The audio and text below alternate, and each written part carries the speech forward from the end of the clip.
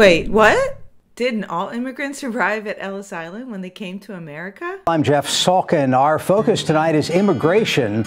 Coming up, the little-known story of how our region once rivaled Ellis Island for the number of immigrants arriving here by ship. The whole period from 1820 to 1914, it's 1.5 million people landed in Baltimore, European immigrants.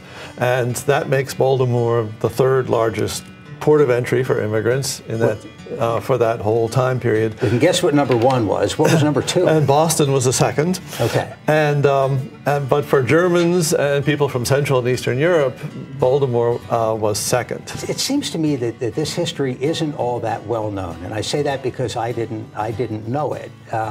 When I started doing a little bit of family research, family history, and my great-grandfather, I found out a couple of years ago, thanks to a relative's work, got off the boat from Europe in Locust Point. And I thought maybe that was an anomaly, but it wasn't. There's a lot of people with that lineage. Well, part of it is that the building isn't there anymore. Piers in Locust Point where the ships would pull up, and now those piers, I'm sure, are still in use, but other uses? The pier is gone. There was a fire in 1917 which burned the immigration pier, and the whole waterfront has been reconfigured. But in that picture, the pier on the right, that was the immigration pier, and that was built in 1868, and there was an arrangement with the North German Lloyd Steamship Company and the B&O Railroad ships would come in, and then passengers could then travel onwards if they wished. I think that picture has to resonate for a lot of people whose relatives, that was the first land they touched in the United States. And then the next picture has the opposite view of how the railroad actually came right up to the pier. Now, where were folks going when they got on the train? Mostly Midwest, and all over the Midwest. And some would stay in Baltimore, but the majority did travel west.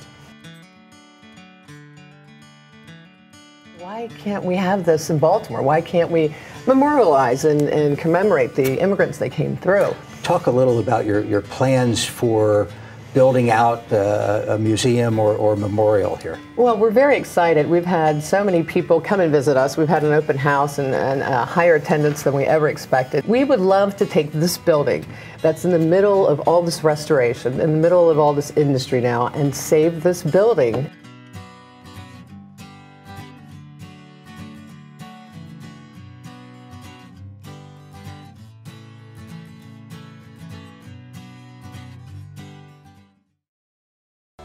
This is where you came from. My grandfather and my grandmother came here as immigrants themselves. This is where your history began.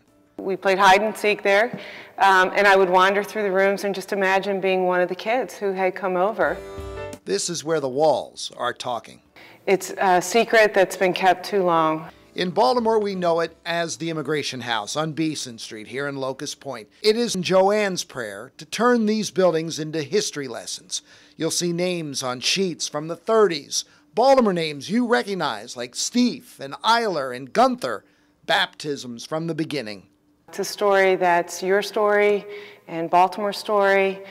So many people can find out the history of their grandfather, and not only that they came through here, but how many nights they stayed, what room they stayed in.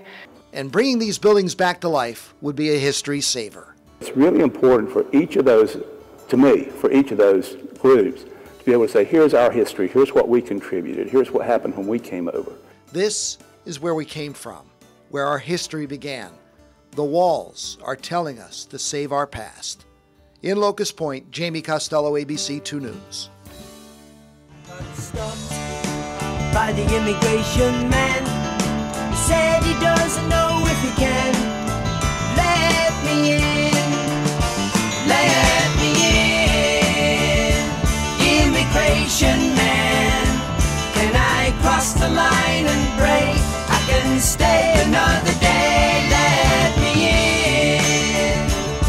Immigration man, I won't